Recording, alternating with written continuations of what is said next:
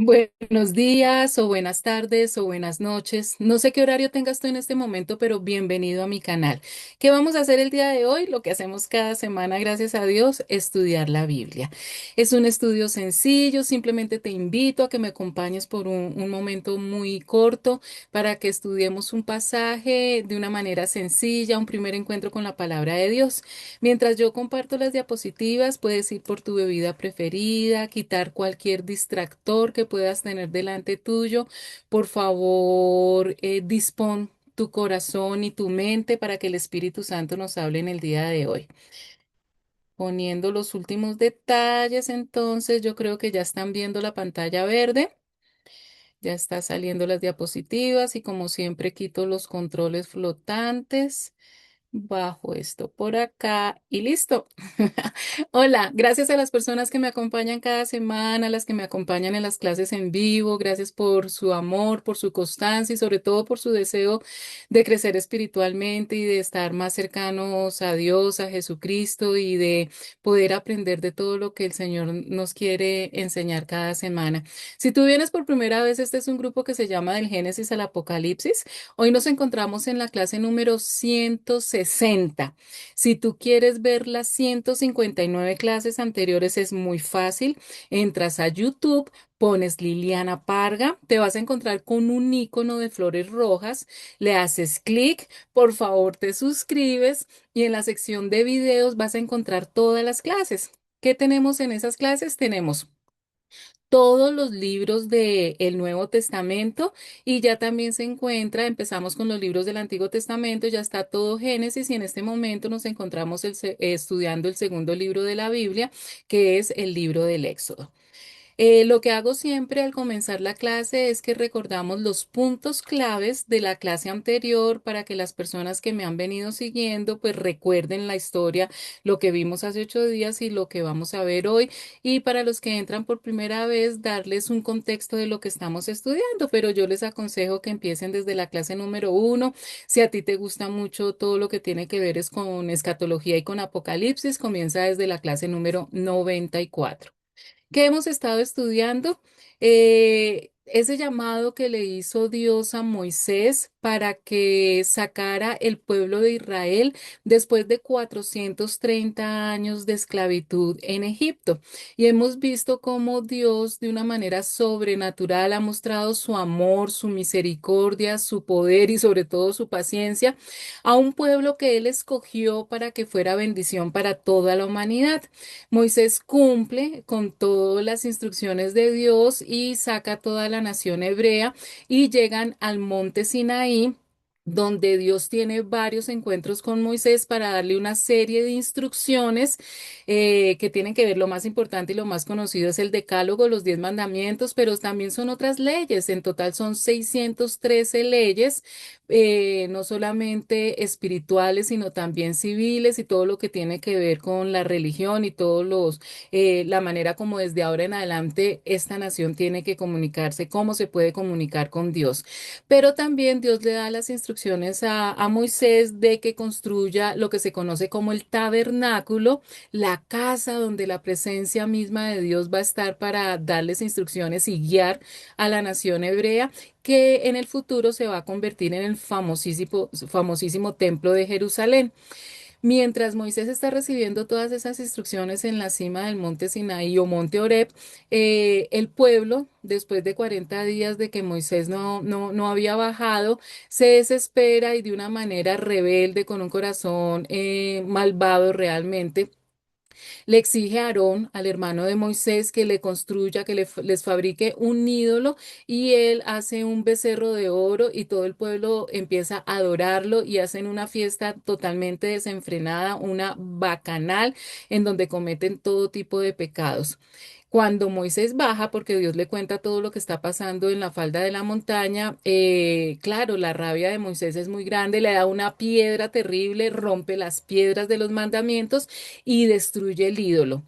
Entonces, después de que hay una reprimenda total para Aarón y para todo el pueblo y unas cositas que les aconsejo que vean ustedes la clase número 159, Moisés vuelve nuevamente a la cima de la montaña, a la presencia de Dios, buscando expiar la grave falta del pueblo, pidiéndole perdón a Dios por el pecado del pueblo.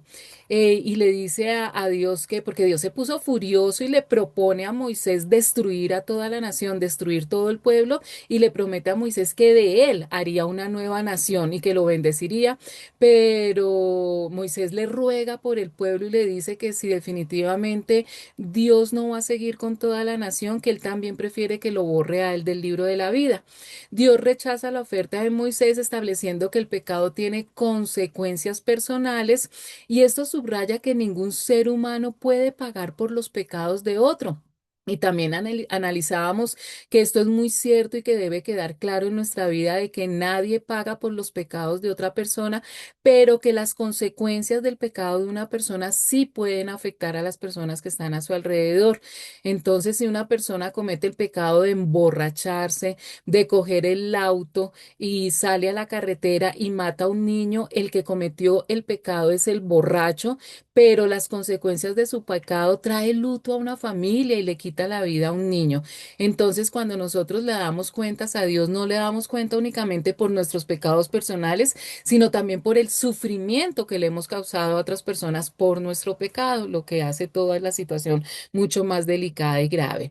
Dios entonces le ordena a Moisés que continúe guiando al pueblo hacia la tierra prometida, advirtiéndole que llegaría el día del juicio. El plan inicial era eso, ¿no? Sacar al pueblo de Egipto y regresarlo a la tierra prometida, a la tierra de Canaán, esa tierra que Dios le había prometido a sus antepasados, a Abraham, Isaac y Jacob, y que Moisés no se preocupara que en todo caso siempre los malvados, tarde o temprano, iban a recibir el juicio que merecían. El pacto, sin embargo, que Dios había hecho con la nación al llegar al monte Oreb, al monte Sinaí, se rompió con esa actitud idólatra, pero Dios mantiene su promesa de darle la tierra de Canaán. Pero dice que por ese pecado retira su presencia directa y continua. Las palabras de Dios a Moisés son, enviaré mi ángel delante de ti. Es decir, ya Dios no estará personalmente, íntimamente con el pueblo, sino que va a enviar a un ángel. Esto representa una provisión y protección continua para la conquista militar de los cananeos, pero ya no va a tener esa intimidad de la comunión directa que antes tenía Dios con Moisés y con toda la nación, porque esa era la promesa. La advertencia de que Dios retiraría su presencia inmediata fue un golpe devastador para el pueblo cuando Moisés les transmite las palabras de Dios. El pueblo comienza a llorar y guardan luto, mostrando que definitivamente valoraban más su relación con Dios por encima de sus riquezas, porque Dios les dice que en muestra de arrepentimiento se quiten todos esos vestidos de colores, de fiestas, todas las joyas, y el pueblo realmente está totalmente devastado por haber pecado. Moisés armó una tienda de reunión, una carpa, que le llaman la tienda de reunión a las afueras del campamento tras el pecado del becerro de oro. Este acto era una muestra, demostraba que debido a la rebelión del pueblo, Dios ya no podía habitar en medio de ellos, pero sí seguía estando disponible para quienes buscaran una comunión íntima y verdadera. Esto es muy importante. El pecado hace que Dios ya se retire. El pecado hace crea un abismo en la relación entre Dios y los seres humanos. Entonces, por ese pecado, Dios se retira. Ya la presencia de Dios no va a estar en el centro del pueblo, en intimidad con toda la nación, sino que se arma un campamento fuera de la nación y el que quiera tener una relación con Dios tiene que ir a buscarlo. Antes era Dios el que entraba en medio de la nación, ahora el pueblo tiene que ir a buscarlo. El texto señala que Dios hablaba con Moisés cara a cara como habla cualquiera a su compañero, pero esto no significa que Moisés viera el rostro físico de Dios, lo cual era imposible porque Dios es espíritu. Entonces, no había manera de que ningún hombre pueda ver a Dios cara a cara. Esto simplemente denota que cuando Dios le permite a un hombre hablar cara a cara, significa que hay una intimidad, que hay confianza, que hay una comunicación abierta y sin precedentes. Son muy pocos los hombres que puedan tener los ejemplos que nos dan en la Biblia, que pueden llegar a ese grado de intimidad y de comunión y que Dios les permite tener ese acercamiento, no para que lo vean físicamente, sino para sentir esa presencia tan clara en sus vidas. Moisés declara que prefiere quedarse en el desierto con el pueblo antes que avanzar sin Dios. La presencia de Dios es lo que precisamente separaba a Israel de cualquier otro pueblo pagano en la tierra, siendo su única señal de identidad y protección. Por eso Moisés dice que no quiere seguir el camino si definitivamente Dios no los acompaña. Moisés entonces le pide a Dios, le ruega, le suplica que le muestre su gloria. Moisés anhela una manifestación física y tangible de la presencia divina para estar seguro de que Dios seguiría guiando a Israel. Moisés vio con sus propios ojos, se dio cuenta de la ira santa que tuvo Dios, de la decepción que tuvo con el pecado de idolatría que cometió la nación. Y les quedaba un trecho largo para llegar a la tierra prometida y no solamente eso, sino que Moisés sabía exactamente con lo que se tenían que enfrentar cuando llegaran allí, con una cantidad de naciones totalmente paganas, malvadas, violentas, y él sabía que definitivamente sin Dios ellos no iban a poder reconquistar esa tierra. Moisés estaba aterrado. No quería dar un paso sin que Dios le prometiera que iba a estar con ellos y por eso le dice que por favor le diera una señal más tangible, más física, lo que muchas veces nosotros también sentimos en nuestra desesperación cuando necesitamos sentir con mayor claridad esa promesa, esa fidelidad de Dios que nos cuesta tanto trabajo a los seres humanos, de entregarnos totalmente a Dios, sentir ese amor y esa fidelidad y por lo cual le tenemos que pedir al Espíritu Santo. Se nos olvida cómo el Espíritu Santo nos ayuda en eso, sentir esa paz que sobrepasa todo entendimiento, que aunque nuestros ojos físicos no lo puedan ver, nuestras manos no lo puedan sentir, en nuestro corazón con esa paz podemos saber que Dios está alrededor de nosotros, abrazándonos y protegiéndonos. El texto ilustra entonces la paradoja de la relación del ser humano con Dios. Dios sí desea revelarse y tener comunión con nosotros los seres humanos, pero como no lo puede hacer físicamente porque por todas sus características sobrenaturales, Él permite que nosotros conozcamos su bondad y su gracia. Pero al mismo tiempo, como Dios es un ser trascendente y majestuoso, cuyo ser absoluto supera la comprensión y la capacidad humana, pues no es tan fácil para nosotros sentir esa presencia de Dios.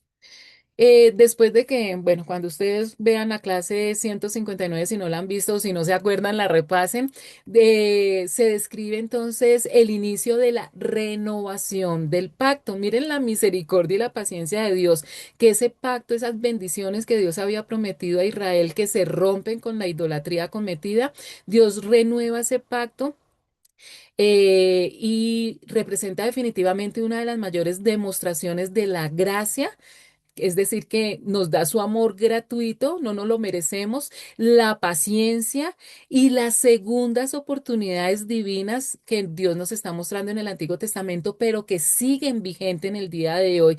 Dios no solamente nos da segundas oportunidades, sino terceras, cuartas, quintas. Dios tiene mucha paciencia con nuestra incredulidad, con nuestra rebeldía, con nuestra falta de confianza. Pero ojo, eso no significa que las oportunidades sean eternas. Recuerden que Dios es un Dios de justicia y Dios es un Dios de amor y para que el amor se manifieste en toda su plenitud y la única manera de conocer un amor pleno es a través de Dios, tiene que haber justicia. Entonces va a haber un límite en esas oportunidades que Dios le da al hombre para arrepentirse de sus pecados y para poder volver a tener una relación, arreglar la relación con Dios. Dios entonces le dice a Moisés que ahora él tiene que trabajar tallando las piedras y esto simboliza que la restauración de la relación requiere un esfuerzo y una participación activa del ser humano. O sea, Dios nos está enseñando también cómo los seres humanos sentimos. Dios está restaurando la relación, pero ya no nos la va a dejar fácil. Él dio un primer paso en el cual nosotros no aprovechamos, ahora nosotros también tenemos que esforzarnos para tener esa relación. Cuando un hombre o una mujer es infiel a su pareja, Es posible, y debería ser así, que cuando la pareja infiel se arrepiente verdaderamente, pide perdón y quiere restaurar la relación, la otra pareja lo perdona, la pareja lo perdona, pero la confianza no se restaura inmediatamente. La pareja infiel tiene que hacer muchas cosas para restaurar la confianza y eso no quiere decir que la otra persona no haya perdonado. Dios vuelve a escribir exactamente las mismas palabras en esas tablas que Moisés hizo, demostrando que su estándar moral y su verdad no cambian a pesar del fallo humano. Dios no dice, bueno, como el hombre pecó, debe ser que se la puse la vara muy alta, entonces ya no les voy a dar 10 mandamientos, sino 5 mandamientos. No, Él no cambia, sigue siendo el mismo estándar moral, su verdad nunca cambia. Y Dios le asegura a Moisés que él se encargará de expulsar a todos los pueblos enemigos que se encuentran en la tierra prometida. Recuerden todas esas naciones que son descendientes desde Cam, después del diluvio, el hijo de Noé, los amorreos, cananeos, hititas, fereceos, heveos, jebuseos y otros pueblos paganos y que Dios les prometió darles la tierra prometida. Esa tierra que hasta ese momento están ocupadas por todas esas naciones es la tierra que Dios le promete a la nación de Israel. Pero para recibir esas bendiciones, Dios les prohíbe tajantemente que no deben hacer pactos ni políticos, ni matrimoniales, ni comerciales con los habitantes de esa tierra ocupada. ¿Por qué? Porque Dios sabía que esas alianzas se convertirían en una trampa espiritual que lograría que ellos asimilaran poco a poco y sin que se dieran cuenta todas las costumbres paganas y todos los pecados que ellos cometían e iban a hacer caer nuevamente a Israel en el pecado. Es una advertencia de protección. El texto también nos revelaba uno de los nombres o atributos de Dios cuando nos dice que Dios es un Dios consumidor o un Dios celoso. Y en el contexto bíblico, este celo de Dios no describe esa emoción mezquina que tenemos los seres humanos, sino es un celo santo de un esposo protector que cuida la fidelidad de su matrimonio espiritual con el pueblo y se niega a compartir su gloria con ídolos falsos. No es que Dios sea un Dios celoso porque no quiero que nadie más los toque y que solamente me miren a mí y estén conmigo porque yo necesito que ustedes me reconozcan y ser lo primero. No, porque el no reconocer a Dios como lo primero, en ser infiel a Dios nuestro creador, trae consecuencias. Trae juicios y Dios no quiere que suframos esa disciplina y esos juicios, es por amor a nosotros mismos. Entonces le prohíbe a los hijos de Israel que se casen con mujeres extranjeras que adoran otros dioses. Fíjense en que todo está alrededor de la idolatría. Por eso es que en la Biblia se habla tanto cuando se refiere a la idolatría de infidelidad. Dios advierte que estas uniones terminarán seduciendo los corazones de los israelitas, arrastrándolos a adoptar las prácticas paganas de sus cónyuges. Y nos da el ejemplo más claro más adelante, que es Moisés, que es Salomón. Recuerden ustedes que Salomón ha sido catalogado como el hombre más sabio después de Jesucristo, lógicamente, que ha pisado esta tierra. Y sin embargo, el hombre más sabio que ha pisado esta tierra también se dejó engañar y se dejó seducir por mujeres malvadas que lo llevaron a cometer idolatría y alejarse de la presencia de Dios. Entonces, pila, chicos, si el hombre más sabio de este mundo también cayó en las garras de malas mujeres, mucho más ustedes que no son tan sabios como Salomón. Y continuamos, chicos, entonces con el capítulo 34. Vamos a los versículos del 18 al 20. ¿Qué dice? Dios le está hablando a Moisés. Celebra la fiesta de los panes sin levadura y come de ese pan durante 7 días como te lo he ordenado. Celebra esa fiesta en el mes de Abib, que es la fecha señalada, pues en ese mes saliste de Egipto. Todo hijo primogénito me pertenece, incluyendo las primeras crías de tus vacas y de tus ovejas. Deberás rescatar a todos tus primogénitos. Al asno primogénito podrás rescatarlo a cambio de un cordero, pero si no lo rescatas, tendrás que romperle el cuello. Nadie se presentará ante mí con las manos vacías. Y aquí pasa algo muy curioso. Dios está reafirmando sus mandamientos básicos. Esto ya lo hemos visto varias veces. Ya esta es como la tercera o cuarta vez que conocemos estas instrucciones. Ya las sabemos.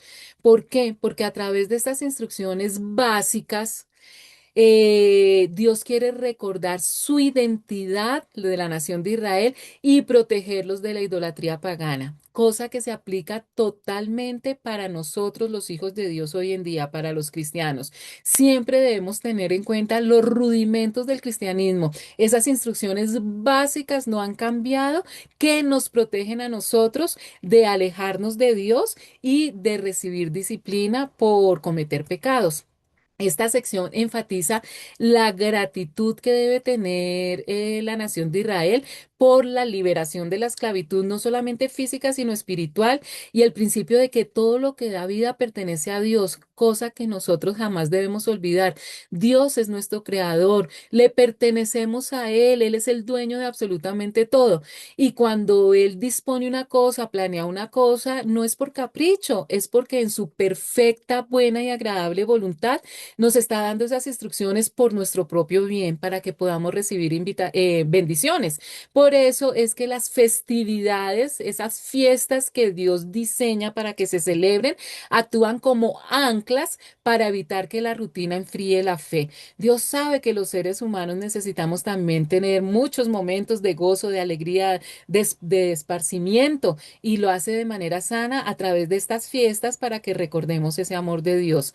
Y nos recuerda que Dios no acepta las obras, reclama lo primero y lo mejor de todo, de nuestro tiempo, de nuestros talentos y de los recursos, para que nosotros tengamos prioridades ordenadas. Recuerden que el mandamiento que le resume todo es amar a Dios sobre todas las cosas. Por eso es que Él está exigiendo lo mejor de las primicias en cosechas y en los animales. Y hay algo muy curioso también, porque para la teología cristiana el versículo 20 es una sombra de la salvación.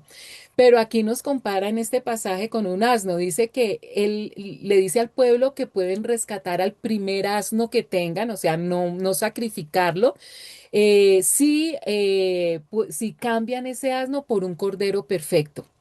Es un asno impuro. Nos están comparando a nosotros, los seres humanos, con un asno. Y el ser humano necesitaba un cordero sustituto para no morir. Entonces, por eso Dios dice, si no hay ese sustituto perfecto, sí matan al asno. La humanidad requiere del sacrificio de un sustituto, el cordero perfecto, el cordero de Dios, que no es otro sino el Señor Jesucristo, que nos rescata de las consecuencias de nuestro pecado. Versículos 21 al 28. Trabaja durante 6 días, pero descansa el séptimo. Ese día deberás descansar incluso en el tiempo de arar y cosechar. Celebra con las primicias de la cosecha de trigo la fiesta de las semanas y también la fiesta de la cosecha de fin de año. Todos tus varones deberán presentarse ante mí, su Señor y Dios, el Dios de Israel, 3 veces al año. Yo echaré de tu presencia a las naciones y ensancharé tu territorio. Cuando vengas 3 veces al año ante mí, su Señor y Dios, nadie codiciará tu tierra. Cuando me ofrezcas un animal, no mezcles con levadura su sangre. Del animal que se ofrece en la fiesta de la Pascua no debe quedar nada para la mañana siguiente. Llevarás a la casa del Señor tu Dios lo mejor de tus primicias. No cocerás ningún cabrito en la leche de tu madre. El Señor dijo a Moisés, pon estas palabras por escrito, pues en ellas se basa el pacto que ahora hago contigo y con Israel. Y Moisés se quedó en el monte con el Señor 40 días y 40 noches sin comer ni beber nada. Allí en las tablas escribió los términos del pacto, es decir, los 10 mandamientos. Aquí hay varias cositas para rescatar que no puse en diapositivas, y es que dice, cuando me ofrezcas un animal, no mezcles con levadura su sangre, versículo 25. Recuerden que en el Antiguo Testamento se compara la levadura con el pecado, y la sangre nos da vida porque por las mismas consecuencias del pecado del hombre se necesitó derramar por primera vez sangre cuando Dios mató un cordero para poder cubrir a Adán y Eva después del pecado. Recuerden que desde ese momento se establece que la única manera para el perdón de los pecados es el derramamiento de sangre. Por eso es que Dios dice que en la sangre está la vida. Es al ofrecer ese holocausto de sangre es que nosotros recibimos vida eterna.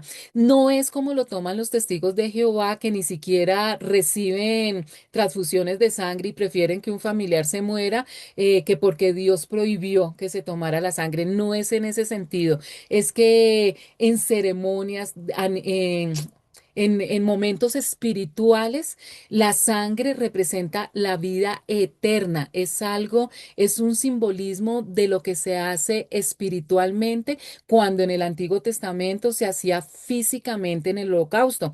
Fíjense que hoy en día ya nosotros no tenemos que hacer esto porque Dios, el Cordero, Jesús, perdón, el Cordero perfecto, hizo ese último sacrificio una vez y para siempre para que nosotros ya no tuviéramos que hacer físicamente derramamiento de sangre por el perdón de nuestros pecados. Y lo otro es que dice en el versículo 26, no cocerás ningún cabrito en la leche de su madre. Eso era una costumbre que tenían las naciones paganas y acuérdense que como Israel vivió tanto tiempo con paganos, también estaban cogiendo esas costumbres no por receta culinaria, sino por cuestiones espirituales y por eso Dios prohíbe esas cosas para que no haya confusión. En todo caso, este pasaje está resaltando nuevamente el mandato del día de reposo. Recuerden ustedes el Shabbat, un mandamiento que dio desde el principio en el Decálogo y que nos lo ha recalcado muchísimas veces. Pero aquí se añade una condición crítica. Dios está diciendo incluso en el tiempo de arar y cosechar. Y esto es importantísimo porque la siembra y la cosecha eran las épocas más críticas y de mayor presión económica para una sociedad agrícola.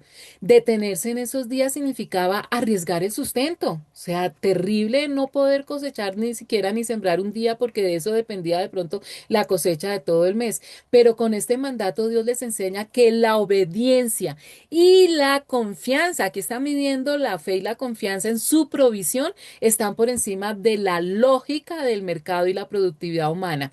Y lo mismo Dios nos dice en el día de hoy. Hay personas que trabajan de domingo a domingo, 7 días a la semana y no tienen, no cumplen con el mandato de Dios de descansar un día física y espiritualmente alimentarse. Entonces, Dios está recalcando, no solamente es que me obedezcan al cumplir este mandamiento, sino que también me demuestran confianza de que yo les voy a suplir económicamente el día que ustedes van a escoger como descanso y que no lo van a dedicar al trabajo. Dios ordena que todos los varones se presenten ante Él 3 veces al año para celebrar unas festividades claves, unas fiestas claves, posteriormente cuando el templo esté en Jerusalén. Y Dios les asegura que mientras todos los hombres vayan al templo, que pues los que viven en Jerusalén no tienen tanto problema, pero la mayoría vivían lejos de Jerusalén y tenían que trasladarse a la ciudad, un viaje de varios días de ida y de regreso, más la estadía, la celebración de la fiesta, los holocaustos, en fin, era un tiempo grande que no se preocuparan que sus casas quedaran vacías para ir a adorarle, que nadie iba a codiciar ni iba a invadir su tierra. Y esto requería una fe absoluta, pues dejaban sus fronteras y familias militarmente desprotegidas para cumplir un deber espiritual, porque eran todos los hombres mayores de 20 años, es decir, los que estaban aptos para defenderlos. Al concluir este periodo de intimidad, se graban en las 2 tablas de piedra los 10 mandamientos, consolidando la restauración legal y espiritual de la nación de Israel. Recuerden que Dios está dando nuevamente otra oportunidad y se restaura ese pacto que se rompió con la idolatría. Versículos 29 al 35. Cuando Moisés descendió del monte Sinaí, traía en sus manos las 2 tablas del pacto, pero no sabía que por haberle hablado al Señor de su rostro salía un haz de luz. Al ver a Aarón y todos los israelitas el rostro resplandeciente de Moisés, tuvieron miedo de acercársele, pero Moisés llamó a Aarón y a todos los jefes y ellos regresaron para hablar con él. Luego se acercaron todos los israelitas y Moisés ordenó acatar todo lo que el Señor le había dicho en el monte Sinaí. En cuanto Moisés terminó de hablar con ellos, se cubrió el rostro con un velo. Siempre que entraba a la presencia del Señor para hablar con él, se quitaba el velo hasta que salía. Al salir, comunicaba a los israelitas lo que el Señor le había ordenado decir. Y como los israelitas veían que su rostro resplandecía, Moisés se cubría de nuevo el rostro hasta que entraba a hablar otra vez con el Señor. Entonces aquí pasa algo diferente a lo que había pasado hasta el momento. Ya Moisés muchas veces ha subido a la cima de la montaña a hablar con Dios, pero aquí nos están narrando que en esta ocasión el descenso de Moisés del monte Sinaí con las segundas tablas de la ley pasa algo diferente. Se describe cómo su rostro resplandecía de forma sobrenatural tras haber pasado 40 días hablando directamente con Dios.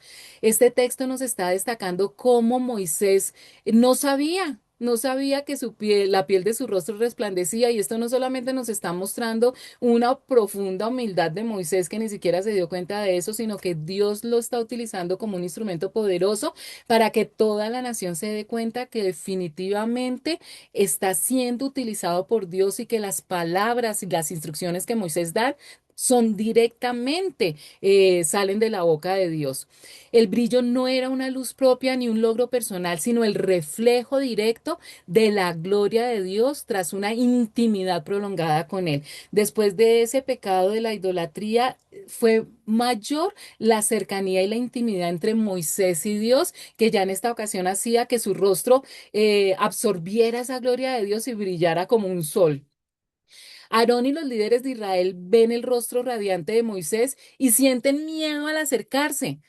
La santidad reflejada expone la condición pecaminosa del pueblo que venía de fallarle a Dios.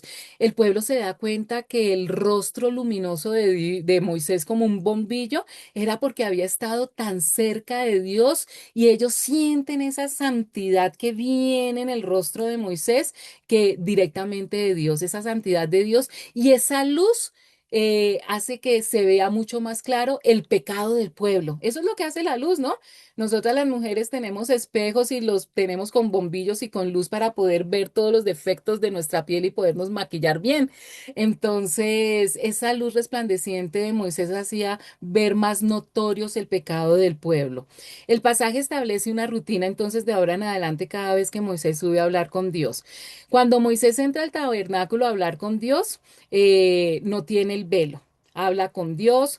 Al salir, da las instrucciones al pueblo sin el velo para que el pueblo se dé cuenta que su rostro está brillando y que definitivamente lo que él les está comunicando es palabra de Dios. Pero después de dar las instrucciones al pueblo, se coloca el velo para que el pueblo no esté incómodo de esa gloria que muestra el rostro de Moisés. La Biblia nos dice que día a día ese rostro luminoso de Moisés se va apagando. Claro, ya no está cercano a Dios, y entonces se va apagando esa gloria que su rostro muestra.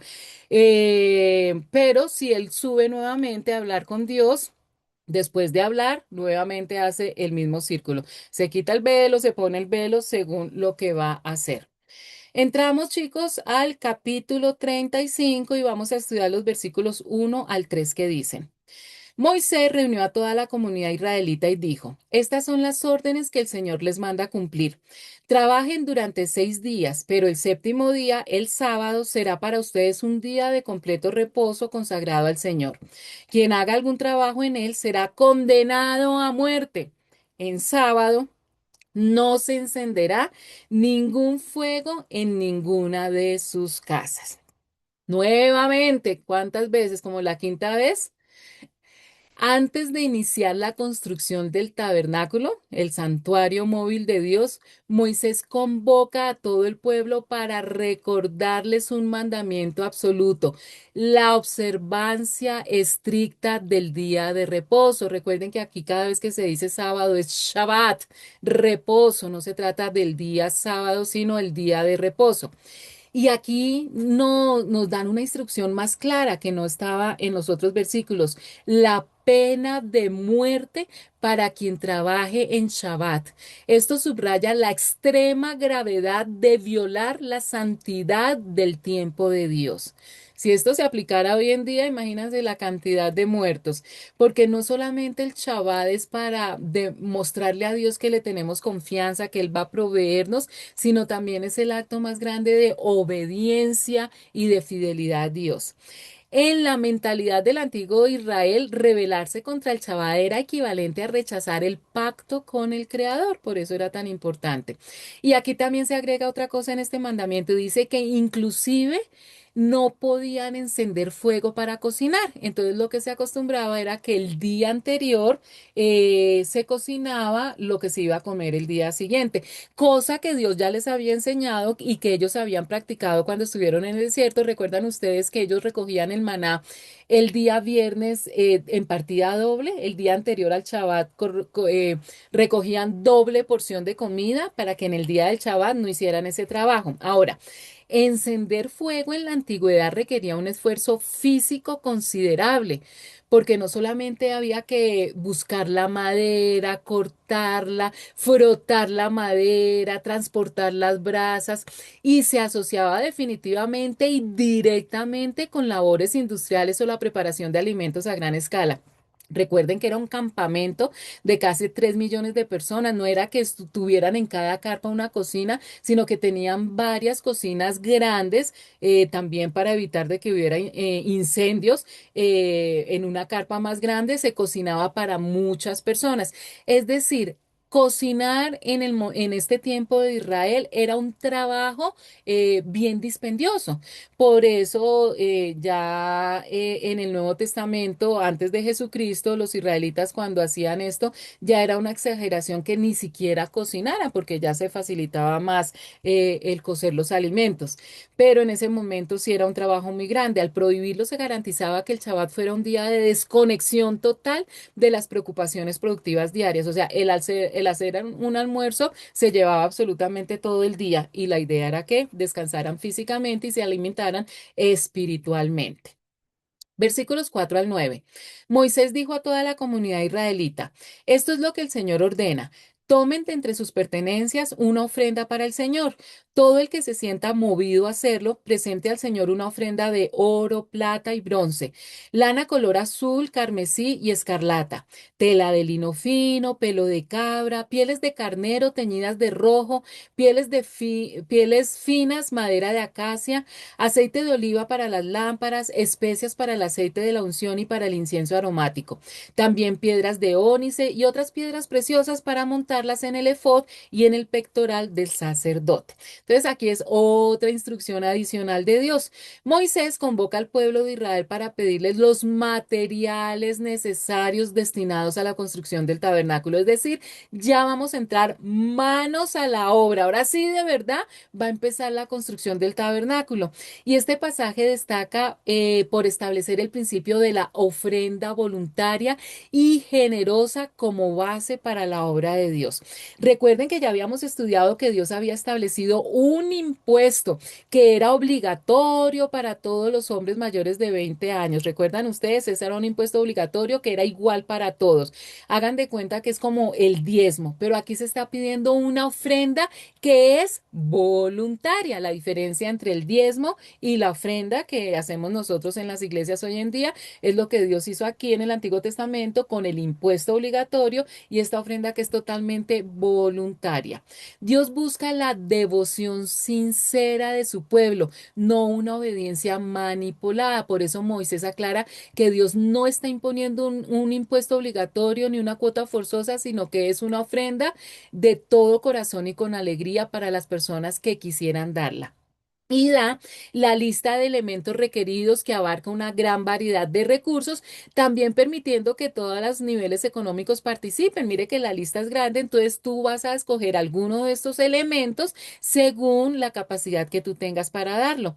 Este texto es el antecedente del Nuevo Testamento de Segunda de Corintios 9:7, confirmando que Dios ama al que da con alegría y no por necesidad o tristeza. Esa es la clave. Como es voluntaria, entonces cada uno da según lo que puede, pero lo más importante es la condición de su corazón al dar. Versículos 10 al 19. Todos los artesanos hábiles que haya entre ustedes deben venir y hacer todo lo que el Señor ha ordenado que se haga. El santuario con su tienda y su toldo, sus ganchos, sus tablones, sus travesaños, sus postes y bases. El arca con sus varas, su tapa y la cortina que resguarda el arca. La mesa con sus varas y todos sus utensilios y el pan de la presencia. El candelabro para el alumbrado y sus accesorios. Las lámparas y el aceite para el alumbrado. El altar del incienso con sus varas. El aceite de la unción y el incienso aromático. La cortina para la puerta a la entrada del santuario. El altar de los holocaustos con su enrejado de bronce, sus varas y todos sus utensilios. El recipiente de bronce con su pedestal. Las cortinas del atrio con sus postes y bases. La cortina para la entrada del atrio. Las estacas del toldo para el santuario y el atrio y sus cuerdas. Y las vestiduras tejidas para ministrar en el santuario, tanto las vestiduras sagradas para el sacerdote Aarón como las vestiduras sacerdotales para sus hijos. Y aquí está claramente y muy bien catalogadas y ordenadas absolutamente todas las cosas que se van a necesitar para empezar la construcción del tabernáculo. Este texto se divide de forma lógica en dos grandes componentes. La convocatoria primero de todos los obreros, las personas que van a empezar a hacer la construcción, y la lista detallada de los elementos sagrados. Dios no pide meros voluntarios, sino personas hábiles que pongan su talento artístico al servicio del santuario. Pero utiliza una expresión muy importante, dice aquellas personas sabias de corazón. Y en el hebreo original, chicos, esta frase se asocia no solamente con la habilidad técnica, es decir, con el talento que deben tener, sino con la obediencia espiritual y la guía divina. Es muy importante que tengan el talento para la construcción y para las artesanías. O sea, por más que a mí me encante cantar, yo no me voy a presentar a una audición para pertenecer a la alabanza porque no tengo ese talento. Entonces, no es que tú lo quieras de corazón, sino tener el talento es importante, pero no basta. O sea, es importante, pero no basta, porque también depende de la disposición del corazón para obedecer. Y en este caso era súper importante porque Dios había dado unas instrucciones específicas, había mostrado un croquis, un mapa, una guía totalmente detallada de cómo se debía construir todo, detallado, y siempre había advertido que se debían hacer las cosas exactamente igual como Dios se lo había mostrado a Moisés. Entonces necesitábamos personas humildes y que obedecieran porque nos íbamos a encontrar con una cantidad de personas con mucho talento y que de pronto tuvieran un ego muy grande y que empezaran a dar sus opiniones. No, Dios dijo a que quisiéramos dos ángeles, pero yo creo que se verían mejor tres ángeles. No, no necesitábamos personas con ese ego que sabiendo que tienen talento, primero está la obediencia a Dios. Y eso se aplica también hoy en día para no solamente el servicio a Dios en la iglesia, sino para todo lo que hacemos en la vida. Reconocer siempre que si nosotros somos buenos en algo que lo podemos reconocer sin ningún problema, es siempre dándole la gloria a Dios, que si no fuera por Él no tendríamos ese talento, pero no esa falsa humildad de que, ay, no, pues yo no, sí, gracias Señor, porque me has dado el talento para enseñar, me has dado el talento para comprender las cosas rápidamente y volver lo difícil en algo más sencillo. Yo le doy gracias a Dios por eso. Moisés entonces enumera minuciosamente cada pieza que compone todo el complejo sagrado, todo el tabernáculo. Y esto incluye la estructura exterior, el mobiliario del lugar santo y santísimo, el atrio exterior, es decir, el patio, y finalmente todas las vestiduras sacerdotales. En estos grupos es que se resume todo lo que se va a construir. Para los creyentes de hoy en día, para ti y para mí, este pasaje no se limita a una lista de objetos antiguos. Representa el modelo de cómo se edifica la comunidad de fe. Cada persona tiene un rol específico y un don que aportar. ¿Qué quiere decir estos chicos? Recuerden que todo lo que pasa en el Antiguo Testamento es una sombra de lo que va a ocurrir el nuevo pacto a través de Jesucristo y de la esposa de Jesucristo, que es la iglesia. Ya no se construye un templo físico, sino un pueblo unido conforme el templo espiritual donde habita el Espíritu de Dios.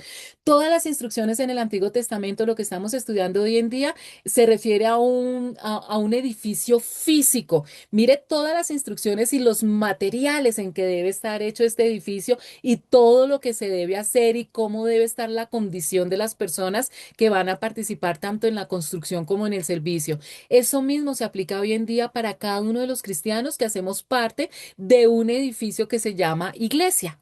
Recuerden que en la Biblia, en el Nuevo Testamento, Dios compara a toda la comunidad cristiana o con un edificio o con un cuerpo. Entonces debemos saber muy bien cómo debemos funcionar cada uno de nosotros los creyentes. Versículos 20-24.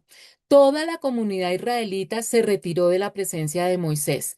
Todos los que deseaban y que en su interior se sintieron movidos a hacerlo, llevaron una ofrenda al Señor para las obras en la tienda de reunión, para todo su servicio y para las vestiduras sagradas. Asimismo, todos los que se sintieron movidos a hacerlo, tanto hombres como mujeres, llevaron como ofrenda toda clase de joyas de oro, broches, pendientes, anillos y otros adornos de oro. Todos ellos presentaron su oro como ofrenda mecida al Señor, o bien llevaron lo que tenían, lana color azul, carmesí y escarlata, tela de lino, pelo de cabra, pieles de carnero teñidas de rojo y pieles finas. Los que tenían plata o bronce los presentaron como ofrenda al Señor, lo mismo que quienes tenían madera de acacia, contribuyendo así con algo para la obra. Y esto es muy bonito porque aquí se describe el momento exacto en que el pueblo de Israel responde, obedece inmediatamente a la petición, al llamado de Moisés para aportar los materiales necesarios en la construcción del tabernáculo.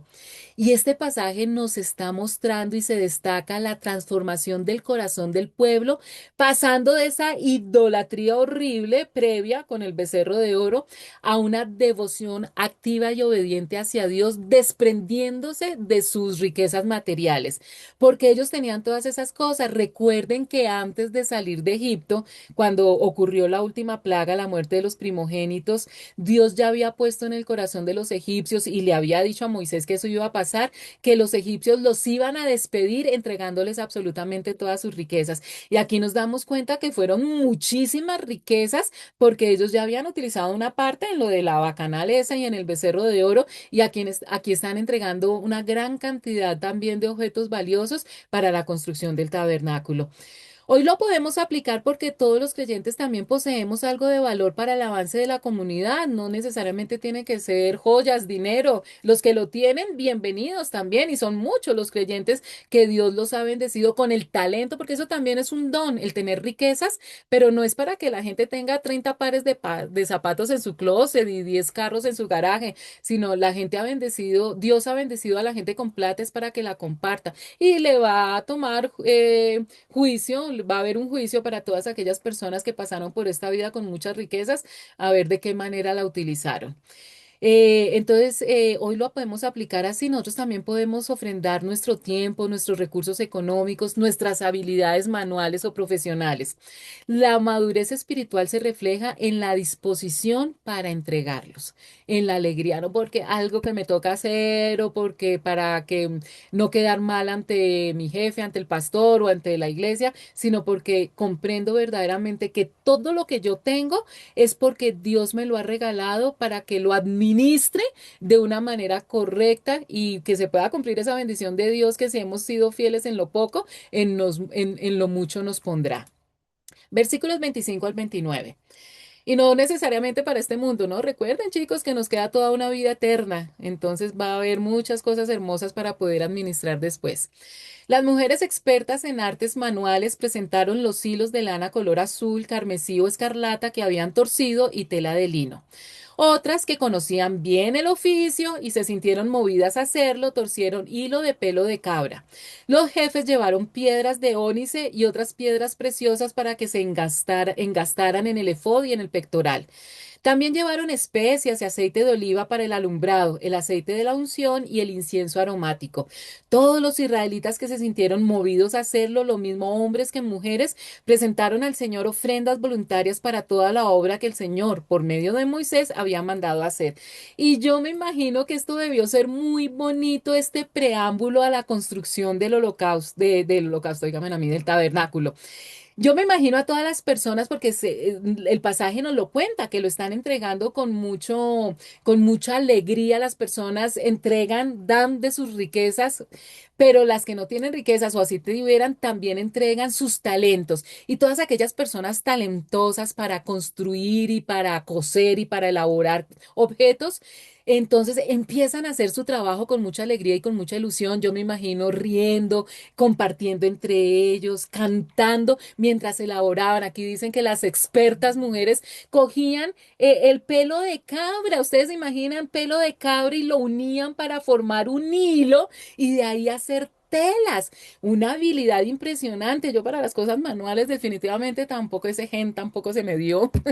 Entonces admiro todas esas personas que tienen esas habilidades manuales y esas mujeres con esa alegría. Me imagino que eran las más ancianas expertas y que lo hacían rapidísimo. Moisés reúne al pueblo de Israel para iniciar la construcción del tabernáculo, ese santuario que en ese momento es un santuario móvil, pero que posteriormente va a ser el templo de Jerusalén. Dios había entregado los planos. Recuerden que previamente Dios había mostrado esos planos detallados en el monte Sinaí a Moisés. Ahora en estos versículos se describe cómo el pueblo responde de manera práctica a la convocatoria divina. Todo lo demás, lo que hemos visto anteriormente era la teoría. Ya entramos a la práctica. Y nos dice que todas las mujeres sabias de corazón y lavan con sus manos. En el contexto bíblico, ya lo hemos estudiado, sabias de corazón se refiere a personas con habilidades técnicas, destreza manual y talento artístico, más esa disposición del corazón. El pasaje muestra una comunidad donde todos participan. El éxito de un proyecto común se logra cuando los líderes aportan desde su abundancia y el pueblo aporta desde su esfuerzo diario. Esas son las comunidades perfectas. Dios diseñó para que nosotros viviéramos vidas plenas, pero la codicia, la envidia, la gente sedienta de poder malsano, no permitieron que ese plan de Dios hermoso de que nosotros tuviéramos vidas lindas y plenas se lograra, porque entonces las personas no aportan en igualdad con sus riquezas y con su talento, sino que unas quieren que otras trabajen y ellas quedarse quietas, disfrutar viendo, pero no colaboran. Y es una comunidad donde todos aportamos de acuerdo a nuestros talentos. Ahí está la parábola mucho más adelante de Jesús sobre los talentos. A nadie se le está pidiendo aquí que entreguen la misma cantidad de ofrendas, sino que todos contribuyan según su capacidad. Versículos 30 al 35. Moisés dijo a los israelitas, tomen en cuenta que el Señor ha escogido a Bezalel, hijo de Uri y nieto de Ur, de la tribu de Judá, y lo ha llenado del Espíritu de Dios, de sabiduría, inteligencia y capacidad creativa para hacer trabajos artísticos en oro, plata y bronce, para cortar y engastar piedras preciosas, para ser tallados en madera y realizar toda clase de diseños artesanales. Dios les ha dado a él y a Joliab, hijo de Ahisamac, de la tribu de Dan, la habilidad de enseñar a otros. Los ha llenado de gran sabiduría para realizar toda clase de artesanías, diseños y recamados en lana púrpura, carmesí y escarlata y tela de lino. Son expertos tejedores y hábiles artesanos en toda clase de labores y diseños. Ya nosotros sabíamos que Dios había utilizado al Espíritu Santo. El tema central es el empoderamiento divino y la capacitación a través del Espíritu Santo para realizar el trabajo técnico y artístico del tabernáculo.